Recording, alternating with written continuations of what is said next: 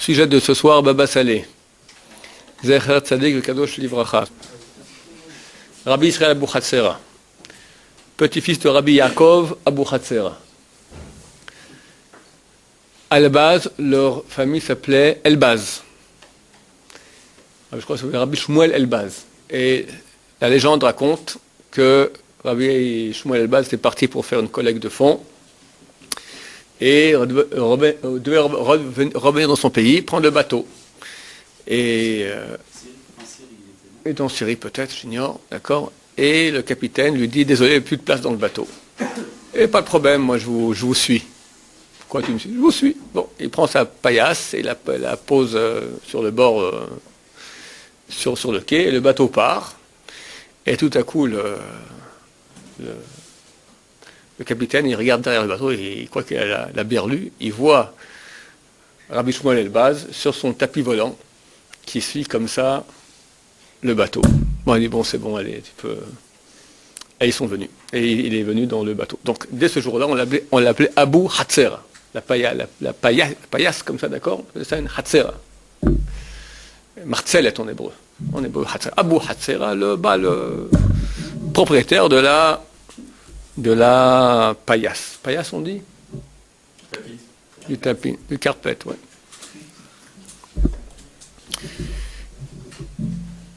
Le grand-père de Baba Saleh, donc ils habitaient la région du sud-est du Maroc, Tfilalet,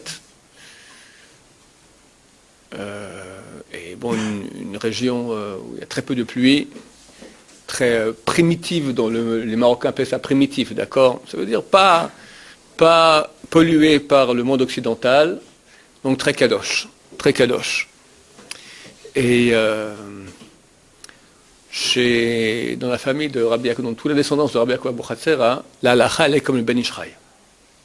À part les endroits, du monde jusqu'à aujourd'hui, dans toutes les familles Abou Hatzera, d'accord, Rabbi David, aujourd'hui, la halakha, elle est comme Ben Ishraï, à part les endroits où Rabbi Yaakov, qu'on appelle Abir Yaakov, comme ça ils l'ont appelé, Rabbi Yaakov, il a dit autrement. Pourquoi? Où est le rapport entre Ben Ishraï et le fin fond du Maroc? Ben Ishraï, c'était l'Irak. Où est le rapport entre l'Irak et le Maroc? La mer du Ben Ishraï était stérile. Et elle est partie jusqu'à Tfilalet, jusqu'au sud-ouest du Maroc, dans le désert là-bas, depuis l'Irak. C'était il y a combien? Le Ben Ishraï, il est décédé en 1909, si je me souviens bien, donc il faut prendre au moins, on va dire, 80 ans plus tôt. Donc ça fait 1930, 1830, quelque chose comme ça. À l'époque, c'est pas ni les avions, c'était un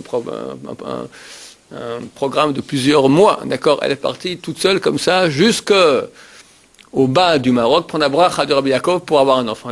Il a promis qu'elle aurait un enfant, elle est revenue, elle est tombée enceinte, et dès lors, il y a une certaine relation entre Ben Ishraï et Abou Hatzera. Donc quelque part, tout le Ben Ishraï, qui est, on peut dire, le maître de la région du Moyen-Orient jusqu'à aujourd'hui, le seul qui est venu maintenant, qui commence à bousculer un peu le Ben Ishraï, c'est le Rav Ovadia Yosef, Shalita, d'accord, qui il les rentre dans ses psakim, il ne se gêne pas. À l'époque, c'était des vraies révolutions. C'était le chef au niveau spirituel, c'était le Ben Ishraï. Pas question de dire autre chose comme lui.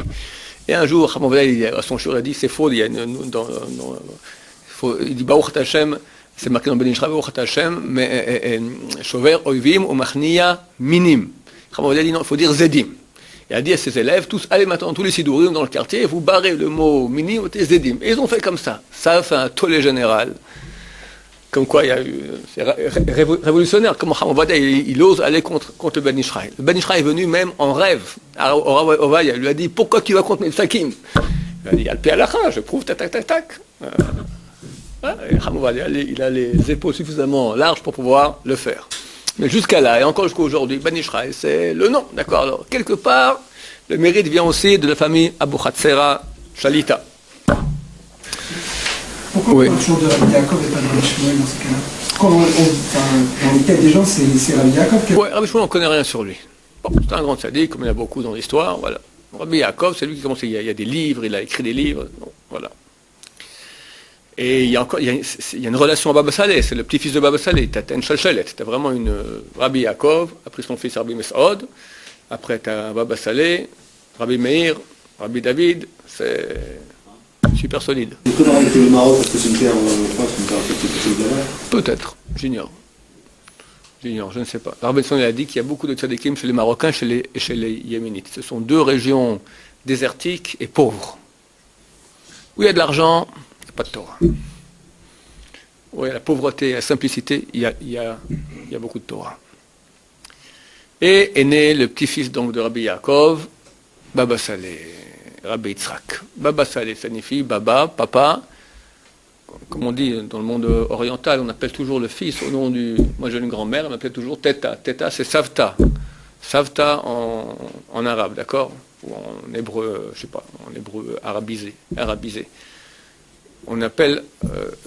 un grand-père appellera il appellera son petit-fils Pépé, Mémé, d'accord? Alors quand on parle à quelqu'un qui est en quelque part, qui est mon fils, on l'appellera Baba.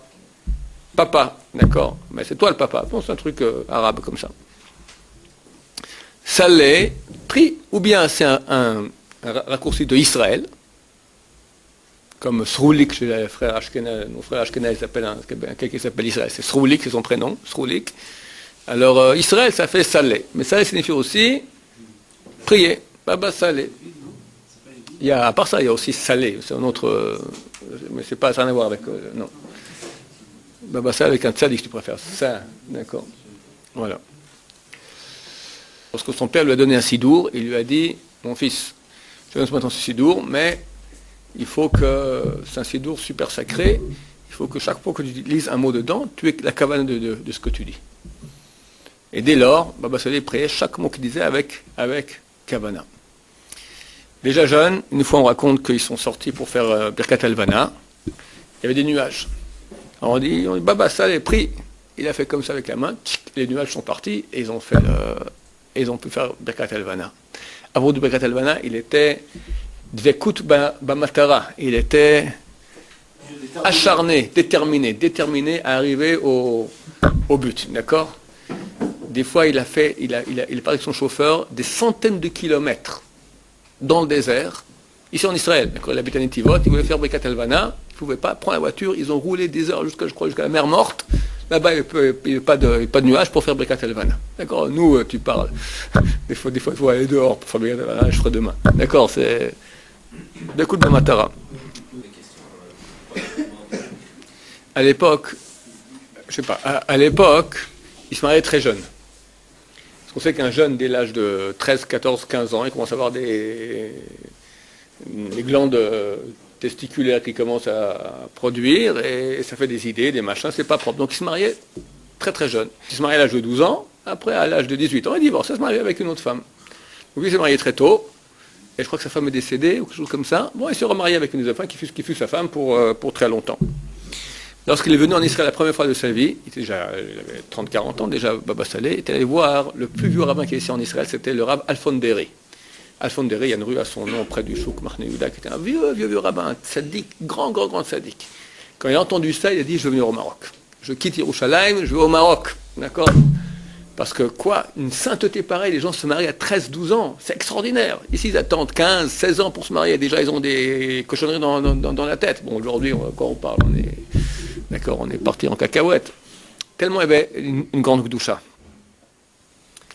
J'en profite pour vous expliquer un peu ce qui se passe avec la tznout. Il y a environ 130 ans, à Yerushalayim, une épidémie terrible. Les grands rabbins, les sages de la génération se sont réunis pour faire une réunion ensemble pour voir pourquoi. Et on a découvert pourquoi il y avait cette épidémie. Les nouvelles modes qui étaient sorties. Jusqu'à l'époque, les femmes portaient une robe qui touchait le sol. Là, ils ont augmenté de 5 cm. Ils ont mis un petit ruban doré, un petit fil doré en bas de la robe. À Yerushalayim, à Kodesh, une impudeur pareille. Épidémie. Des centaines de morts. Et ils ont dit interdit, l'épidémie s'est arrêtée. Hein? Maintenant c'est pire.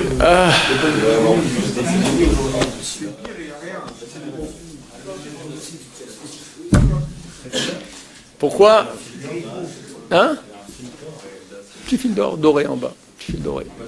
Ouais, ça attire l'œil. Ça attire l'œil. Hein? Non, on voit le pied. On imagine le pied. On imagine le pied. Avant que Mashiach vienne, j'ai déjà raconté souvent, le système D. Moshe Rabbeinu, il se bat contre les Serara. Les Serara, il se bat, il lui fait le veau d'or, il lui fait le Korach, il lui fait toutes les bêtises qu'on fait en Israël. Ah, et Moshe Rabbeinu se bat. À la fin, le dernier coup, le plus fort, avant que Moshe meure, le dernier coup de bélier du Yetzirah. Bil'am vient pour maudire Am Israël.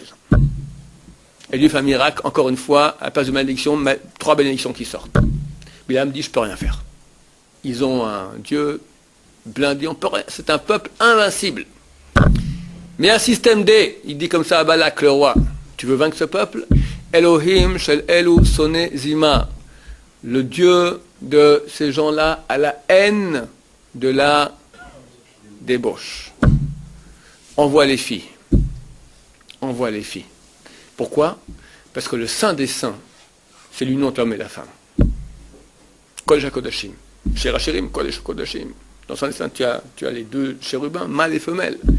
Et quand on prend le Kodesh HaKodashim potentiel et on en fait ce qu'on en fait, alors c'est vraiment toucher le Kodesh. On a touché le saint des saints, on l'a rendu tamé. Le Dieu de ce peuple a la haine de la débauche, envoie les filles.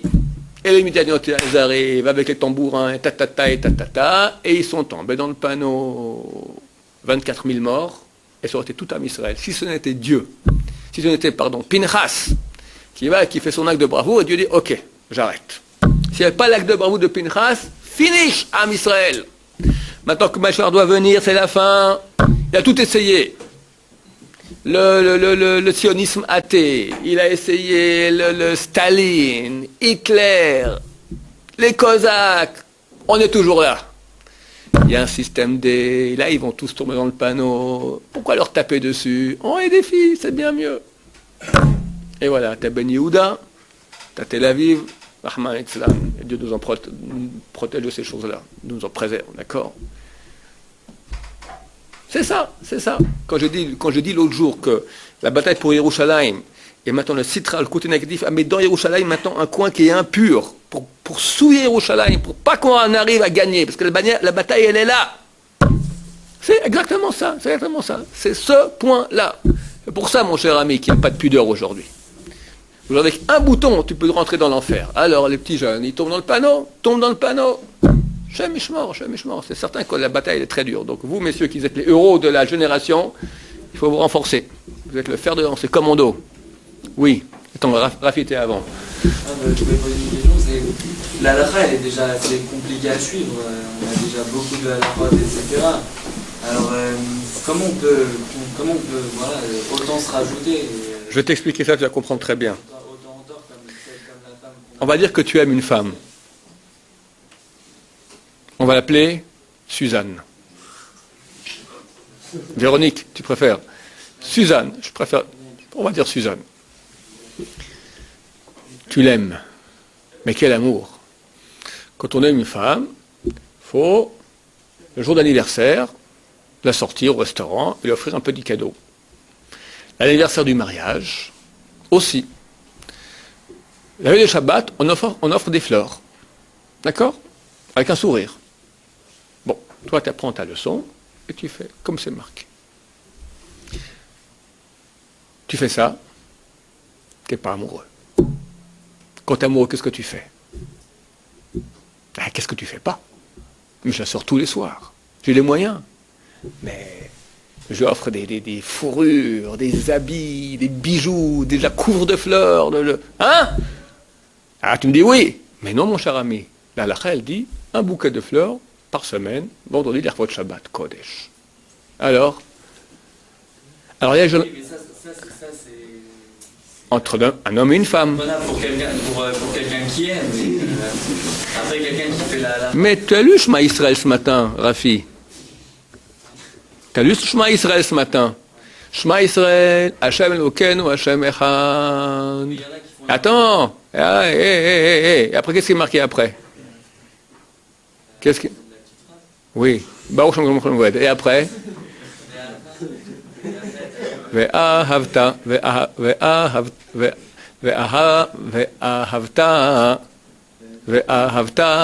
et tu aimeras et Hashem Elokecha bechol levavecha, de tout ton cœur. Uvechol nafshecha, de toute ton âme, Uvechol, de tous tes moyens. C'est une blague cette phrase? Aimer, amoureux, passionné, dingue, fou de Dieu, donner, encore plus faire, encore, qu'est-ce que je peux faire? La halakha, c'est pour les nuls. C'est pour les gens flegmatiques, dame bird français, dame bird anglais. Tu sais quoi, dame bird? Dame, c'est du sang. Bird, bird. Froid. Anglais. D'accord? Quelqu'un qui est froid. D'accord? Il fera la halakha comme il faut. Sa femme, le bouquet. D'accord? Mais un type qui est passionné, comme toi, Rafi, un type du Sud. Alors, il aime Hachem. Et il fait tout pour Hachem. Ça, c'est un Israël. C'est comme ça qu'on doit être. C'est ce qu'on dit tous les jours. Il y a une mitzvah d'aimer Dieu. Quand on aime, on ne s'arrête pas à la halakha. On ne s'arrête pas à la halakha. La halakha, c'est pour les nuls, pour les froids, pour les gens qui sont morts. Qu'est-ce qu'on fait? Qu'est-ce que tu m'as dit que la halakha, quoi? On peut être plus de sniout, on est plus de sniout. On peut faire plus, on fait. Ça, c'est pas salé. Hein? C'est le strict minimum pour le peuple. Le SMIC. La halakha, un bouquet par semaine. Sans ça, ça va pas. Le jour d'anniversaire, machin. Qu'est-ce que le plus? Voilà, c'est ça. Ne m'embête pas. Je remplis mes rôles qui sont marqués dans la Ketouba. T'es pas amoureux? Ben, je fais ce qu'il faut. Voilà. Ça, c'est beaucoup de juifs qui font ce qu'il faut. Mais ils sont pas amoureux. Oh, pardon? Pas besoin d'être amoureux. La Torah te dit, Vavta. Tout ton corps. Alors, c'est quoi? De quoi on parle maintenant? C'est le mitzvah. Ça, alors, t'as pas ça, t'as quoi? Alors, t'es un pauvre type, d'accord? Faire la Torah sans amour, c'est comme un mari qui vit avec sa femme et qui ne l'aime pas. C'est malheureux. J'en ai eu un, comme je racontais mon Chavruta, non? Pauvre Baba Saïd, on n'a pas beaucoup parlé de lui. Bon, ça fait rien, ça aurait été. J'ai un Chavruta qui, tous les jours, à 11h du matin, pendant 1h, 11h midi, il dort. Et moi, j'étais du feu, j'en pouvais plus. Mais qu'est-ce qu'il y a? Je vais aller à 3h du matin au lait, alors 1h du matin. Mais qu'est-ce qu'il y a? On avait Sponja. Hier, 1h du matin, on avait Sponja. On a passé la serpillière de toute la maison. Je comprends pas. Et pourquoi? Ta femme travaille? Non, elle travaille pas. Combien d'enfants vous avez? 24? Non, 3. Elle travaille pas à la maison pour faire Sponja à 2h du matin, je comprends pas. Elle me tue au boulot. Après on repasse, après on fait la vaisselle. Elle me tue au boulot. Je comprends pas, mais c'est... Il m'a dit, je travaille maintenant, j'arrive à ne plus la haïr. Et j'ai compris. Ce pauvre garçon n'a jamais été éduqué, c'est quoi aimer une femme? Cette pauvre femme qui a besoin d'un mari qui l'aime, elle a un mari qui ne l'aime pas. Un gosse qui n'est pas aimé par ses parents, qu'est-ce qu'il fait? Il prend une pierre, cling dans la vitre. On lui tombe dessus. Ah, qu'est-ce qu'ils sont? J'existe. Elle lui a fait ça. Tu ne me donnes pas d'amour? J'existe. Sponja, repassage, vaisselle, clou, machin, ta. Elle le tue au boulot. Et c'est notre guide d'ailleurs, attends, ou pas, je comprends. Attends. Elle a eu un enfant, 4e enfant, Mazal Tov. Je lui dis, achète un bouquet de fleurs pour ta femme. Il dit, mais à quoi ça sert ça? Achète un. Je dis, écoute, prends mon conseil. Elle rentre à la maison de l'hôpital, elle a un beau bouquet de fleurs dans le salon. Tu crois? Ouais, vas-y. Bon, il a fait. Il m'a dit, Ron, ça fait 3 semaines qu'elle en parle du bouquet. Je sais pas si je vais rire ou pleurer. Miskena, cette pauvre femme. Et lui, misken. J'ai revu 10 ans plus tard, ça va pas mieux. Il s'est passé quoi aimer? La halakha, c'est le SMIC. Pour pas que tu sois un rachat. On te dit, écoute, voilà, il faut donner à manger à ta femme, donner à ta le bouquet de fleurs Shabbat. Et elle est où l'histoire d'amour? Abraham avait nous, c'est notre père, il appelait Ohavi. Il m'aimait. C'est une histoire d'amour. Celui qui n'est pas amoureux de la Torah, il est misken. Tu sais quel poids c'est la Torah? Comment se lasser, comment dormir, comment respirer, comment tout. C'est insupportable. Je fais tout ça, à chaque seconde, tu fais Dieu. Hein? Quelqu'un qui le fait sans amour, c'est insupportable. C'est un fardeau. Mais mets de l'amour. Comment de l'amour? Par exemple, pourquoi vous n'avez pas, si vous savez répondre pour la Torah, pourquoi vous n'avez pas su répondre pour votre ami? J'ai pas compris. Votre ami, pourquoi il vous a pas demandé comment aimer ma femme? Bah, je refais volontiers un cours. Comment on fait pour aimer sa femme? Un couple qui dit j'aime plus. Ouais, qu'est-ce que vous aurez Investi. Investis dans elle pour elle. Investis dans elle pour elle. Dans chacun qui est ici dans cette chambre-là, il aime Dieu. Pas tous vont consentir un amour fou pour Dieu, parce que très souvent, comme j'expliquais, l'amour de Dieu, il vient habiller. Parce qu'Hachem, aimer Hachem, c'est très dur. Parce que on ne le voit pas, on ne le sent pas. Mais il a des habits par lesquels c'est beaucoup plus facile de l'aimer. Beaucoup de gens aiment, par exemple, la vérité. Ils ont une soif de vérité, ils veulent être dans le vrai. Ça, c'est un amour de Hachem. Parce qu'Hachem, Elohim, Emet. L'amour de la vérité égale l'amour de Dieu. Il y en a qui ont l'amour de Am Israël. J'avais un élève ici, très moyen. Il n'y arrivait pas, il voulait y arriver, il tombait. Mais à l'armée, il était dans les parachutistes. Je lui dis, pourquoi tu as fait ça, les paras? Pour le caveau, tout ça? Non, moi, j'étais idéaliste. J'aime Israël, je veux le donner. Ben, comprends que ton amour que tu avais maintenant pour Am Israël, cet amour-là, c'est l'amour d'Hachem. C'est la même chose exactement. Ceux qui aiment Israël, ils aiment Hachem. Ceux qui ont la haine d'Israël, ils ont la haine de Hachem. Les ennemis d'Israël sont des haïsseurs de Dieu. C'est marqué dans le Télim très, très, très clairement. Tes ennemis qui ont la haine d'Israël. Donc tu veux aimer Dieu, tu n'arrives pas. C'est quelqu'un qui a de l'amour pour Israël, pour le peuple d'Israël. Quelqu'un qui a de l'amour pour la Torah, quelqu'un qui a de l'amour pour la vérité. C'est l'amour de Dieu, mais qui est camouflé, habillé. Maintenant, travaille ça. Travaille l'amour. Comment? En y pensant, en parlant. Une femme dont on ne parle jamais, on ne l'aime plus. Parle d'elle. Pense à elle. Fais pour elle. Tu vas l'aimer. Tu vas devenir complètement fou. Le Rambam, il écrit que l'amour de ceux, on doit aimer, on doit faire le service de Dieu par amour. Pas dire que celui qui n'a pas d'amour, il n'a plus rien. Il a. Mais il dit, c'est pas comme ça. C'est pas le mieux. Le mieux, dit, c'est un secret qu'on dévoile lentement aux gens, par amour. Mais à un point tel, il dit, comme un homme qui est amoureux d'une femme, comme ça dit Rambam. Et il pense à elle sans cesse. Quand il se lève, quand il se couche, quand il mange, quand il boit, quand il sans cesse, il pense. Tu sais, le type, il est comme ça. Il transpire. Il était où? Il est avec elle. Toute la journée. Plus que cela sera l'amour de ceux qui aiment Dieu. Et c'est normal. Parce que la femme, c'est quelqu'un d'autre. Hachem, c'est moi-même. C'est une partie de moi-même. Donc l'amour qu'on peut avoir de Dieu, il est énorme. Mais il faut travailler. Rien ne vient comme ça. Quand on investit dans l'amour avec sa femme, quand on investit dans l'amour avec Dieu, il y a de l'amour. Hein? Ok, mais si tu fais pour être c'est un fardeau que tu portes, et que tu laisses, Baruch Hashem qu'on peut un peu moins, alors c'est un petit amour. Il n'y a pas d'amour, c'est un petit amour. Alors Benson, il a écrit un truc très très dur dans son livre. Il a dit, tu veux savoir ton niveau? Si on te dit maintenant, voilà, il y a un nouvel édit des Chazal, ils ont vu que les 3 prières par jour c'est trop, fini, on prie quand on veut. Plus de shachrit, plus de mincha, plus de harvit. Ouais, tout le monde. Ou bien, dommage. C'est presque des moments fantastiques où tu peux être en communion avec Hachem. Quand tu pries pendant un quart d'heure, 20 minutes, tu as un mida, d'accord, c'est quelque chose de beaucoup plus grand. C'est une échelle qui est mise en place par les prophètes, où tu arrives très rapidement à un contact avec Hachem. Donc, tout seul, c'est beaucoup plus dur. Ça a moins d'impact. Maintenant qu'il n'y a plus rien, les gens qui sont loin de Dieu diront, bah, Hachem, moins de fardeau. Les gens qui sont proches de Dieu diront, Chaval, je pouvais donner plus à ma femme. Un homme qui est amoureux, il veut donner plus. Sa femme lui dit, ça me ferait plaisir, on est au mois d'août, on est au mois de décembre, là j'aimerais bien des fraises. Et toi, il n'y en a que, je ne sais pas, à Lyon. Il faut partir, prendre le train et tu vas lui acheter un paquet de fraises. D'accord? T'es content de faire ça? Si c'est une corvée, elle te casse les pieds, ma femme, si je n'amène pas des fraises de Lyon en plein décembre, elle fait une scène de ménage. Je suis tombé sur la plus vilaine sorcière du monde. Tu peux dire ça? Tu peux dire, mais ma femme, je l'aime tellement. Mais dis-moi juste que tu as envie. Je n'ose pas te demander, mais j'ai tellement envie de fraises. Je sais qu'il y a des fraises à Lyon. Mais pas de problème, chérie. Tu pars comme un héros dans la bagnole. Tu prends le train. Tu ramènes des fraises. T'es pas heureux? En route? Hein, Rafi? T'es heureux? Tu vois ton paquet de fraises tout le chemin. Tu regardes comme ça. Quel amour j'ai pour Hachem. Pour ma femme. Même chose. Même chose. Il n'y a peut-être pas trop de place justement pour l'amour de sa femme. Ça prend beaucoup de temps. Non, parce qu'Hachem, il veut qu'il y ait l'amour de la femme aussi. Ça marche tout à fait ensemble. C'est conciliable les deux, un amour ensemble. C'est souhaitable.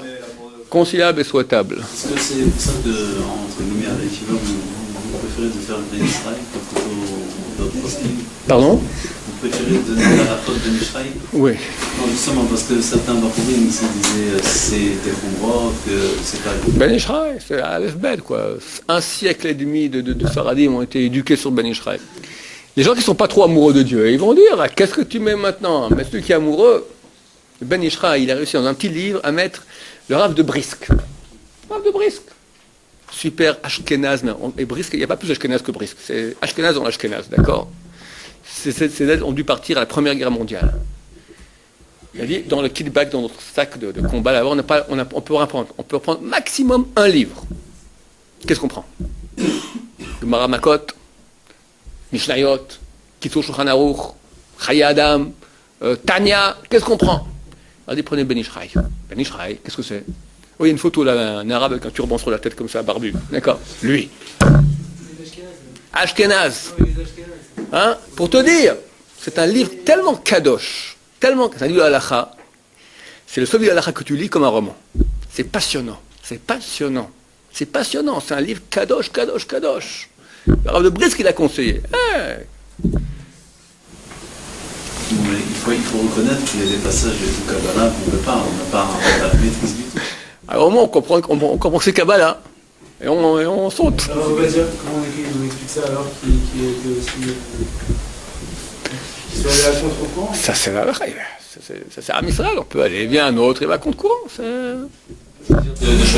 suivre le Rav Ovadia, ça ne veut pas forcément dire qu'on est moins d'Hachem. Non.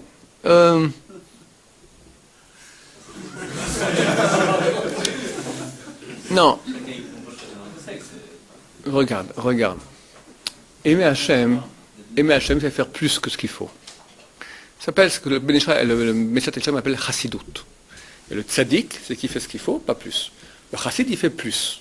Chassid, c'est une histoire d'amour.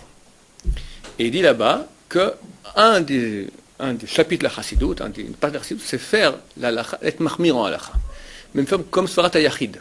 Bien que la halakha n'est pas comme ça, mais il y a un avis qui dit comme ça, comme un fils qui voit chez son père qu'il n'a rien dit, mais il sait qu'il aimerait bien ça. Il n'a pas obligé à rien du tout. Comme la femme, Suzanne, d'accord, elle adore les fraises en bois de descente, d'accord, et il va comme ça, il lui fait. Ça, c'est un amoureux. Pourquoi maintenant il y a deux avis, un cool, un mahmir? La chassidut, c'est prendre le mahmir, c'est certain. C'est une preuve d'amour de Dieu. Et il faut le faire. Par exemple, même si on fait des halachot qui sont basiques, on peut aussi développer un amour de Dieu dans ça, quand on connaît la Kavanah. Il y a un début d'amour, mais il y a un petit amoureux, il y a un grand amoureux. Si maintenant tu sais que Hachem, il y a deux avis on peut faire comme ci, on peut faire comme ça. Un qui est plus dur, qui demande plus d'efforts que toi. Comme ta femme. Tu peux offrir maintenant un parfum à 50 € et un autre à 100 €. D'accord? Elle préférera le 100 € que le 50 €. Mais qui dit, pas de comment savoir si Dieu maintenant il préfère le sac du Ben Ishraï, il préfère le sac du Si, c'est marqué clairement. Même le Kaf HaChaim, il dit que le degré de Neshama de quelqu'un se situe au niveau des Khumrot. C'est clair que la Khumra, c'est une chose qu'il faut faire. Pourquoi tu vois dans la Lacha, dans le Shulchan Aruch, il y a Stam et les Shomrim, en Mahmir? Pourquoi? Dis-moi Stam. Mais même, parce qu'il y a, tu vois même, dans plusieurs fois, il y a plusieurs avis qui donnent un. Il te donne la place à faire plus. C'est évident. C'est évident. On ne peut pas tenir l'amour de quelqu'un envers Hachem par la pratique de la halachot. Quelqu'un peut faire justement toutes les couleurs du monde. C'est une partie. Et parler tout le temps de Hachem, le remercier pour tout ce qu'il a. Absolument. Quelqu'un peut faire toutes les khumrot et très loin de Hachem aussi. C'est juste. Je pense qu'à priori, il y a des gens qui sont tout à fait mahmir et qui ne sont pas forcément amoureux d'Hachem. Regarde. Quelqu'un, on peut être très mahmir et pas être amoureux d'Hachem. Et être mekel, être amoureux d'Hachem. Mais un grand amoureux d'Hachem, qui est mekel, il voudra à la fin être mahmir. Oui. Mais pour les Balchois aussi, bien sûr, quelle question. Pour un Balchois, c'est beaucoup plus facile. Parce qu'un Balchois, il n'est que Abat Hachem. Aucun Balchois n'est venu chez la Yeshiva, Balchoua. Il voulait la Yeshiva parce qu'il avait peur de l'enfer. Ou qu'il voulait le paradis. Il voulait émettre. Donc, les Balchois, c'est les grands héros d'Amisraël qui font tous les Shem Shamaim, au début. Après, le Kavod commence à venir. Au début, c'était tellement nul qu'il n'y avait pas de Kavod. Et pendant des heures, il se bat sur un petit rachid de rien. Il n'a aucun Kavod là-dessus. Pourquoi il se bat des heures sur rachid? C'est une Torah qui est douce, qui est très grande qualité aux yeux de Hachem. Parce qu'elle est même mâche, Shem Shamaim. Et avec effort. Quelqu'un qui était hier, je sais pas quoi, un super bac plus, je sais pas, il vient tout coup ici, et à l'âge de les Bahou Yeshivot se moquent de lui quand ils ont 11 ans, ils se moquent de lui, d'accord? Et il se rappe la plat pour comprendre un mot de Rashi, qu'il est de travers. Et il fait des efforts pour comprendre. Combien c'est beau aux yeux d'Hachem? C'est plus que toute la Torah de tout le monde. C'est pas shoot. C'est évident. C'est évident. Oui. Est-ce que l'amour, c'est le caprice de tout le monde? Pardon? L'amour, ça, c'est le caprice. C'est? Ça, c'est le caprice de n'importe qui. Je veux des frères. C'est pas n'importe qui Hachem. C'est bon. C'était qu'un exemple. C'est qu'un exemple. Mais c'est faire son désir. C'est ça l'amour. Et quand c'est Hachem, alors c'est vraiment pas un caprice. Voilà, donc on finit avec Baba Saleh qui était un grand amoureux. Hein? Hachem, il demande tout. Si possible, parce que plus tu vas donner, plus tu pourras être avec lui, plus tu recevoir. Baba Saleh, avant l'âge de 12 ans, avant l'âge de 13 ans, il a fait déjà Ta'anit Afsaka. Il jeûnait depuis Motzei Shabbat, sans boire ni manger rien, jusqu'à Shabbat prochain. 6 fois 24 heures, sans manger et à boire, avant l'âge de 13 ans, et pas ici où en hiver, tu as le chauffage, et en été, tu as dans le tfilalet, d'accord? C'est un chaleur torride le jour, et un froid canard hein? Non, rien. Ta'anit Afsaka. Avant l'âge de 13 ans. Tu comprends, c'est quoi? Ça, il n'est pas obligé. C'est marqué où qu'il faut faire ça? Nulle part. Celui qui est Shourbet Ta'anit, c'est... Choté, voilà, mais que c'est pas aussi Kadosh. Ça dépend qui, quoi, comment. Voilà, ça dépend qui, quoi, comment. Un grand amoureux qui peut, il est barachi, voilà. Alors, cet homme-là, alors quand tu donnes tellement à Dieu, ben Dieu il t'aime. Dieu il t'aime. Tu fais tu dis Hachem, il t'écoute. Tu racontes le coup du mikvé. Je peux raconter, je raconte, on finira avec ça. D'accord? Ils ont fait un mikvé. Maintenant, Tfilalet, il tombe 2 mm d'eau par année. D'accord? Comment tu remplis un mikvé? Il fait le mikvé, Hachem et Azor. Ils ont fait le mikvé. Ils réunissent tout le kahal et ils prient à Dieu tout ça. Et Baba Saleh dit Hachem, on a fait ce mikvé maintenant pour la tarade de femmes d'Israël. Amène la pluie. Il s'éclaire. En 1 heure, le mikvé est plein. La fête dans le village, les tambourins, aïwaja. Le miracle extraordinaire, tout ça. Bon, bah, ça y est, il est content, tout ça, il sort, il voit. Qu'est-ce que c'est là? Qu'est-ce que c'est? Le marzev, le bec, le versoir par lequel l'eau rentre dans le mikvé, il est fait de métal. Puis à la chasse, c'est cachère. Mais Noda Beyouda, il dit non, il faut de bois, pas en métal. Noda Beyouda, il dit vider le mikvé. Quoi vider le mikvé? Son chavruta, Rabbi Yachia Tourgeman l'a dit, pas sur mon corps, sur ma vie, je prends la responsabilité. Quoi? On a eu un miracle pareil, maintenant tu vides le mikvé, ça va, tout le monde dit que ça va. Noda Beyouda. Noda dit que ça va pas. Videz le mikvé. Ils ont vidé le mikvé. Baba Saleh sort, il dit Noda Beyouda, pour toi maintenant on a vidé le mikvé. Face qui est la pluie. Et le mikvé s'est rempli. Qui fait ça? Un amoureux de Dieu. Tu donnes, tu reçois, mon cher ami. Baruch Adonai.